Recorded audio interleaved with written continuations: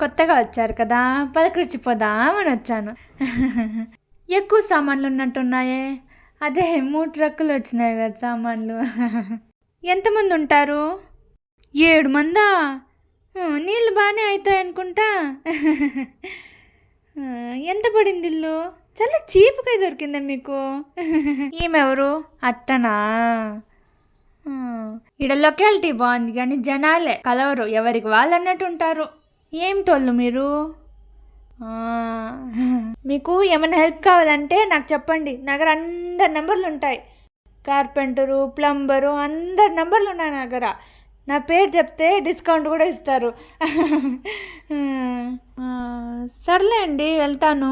ఇప్పుడే వచ్చారు, coffee tea పెట్టడం అంటే కష్టమవుతుంది.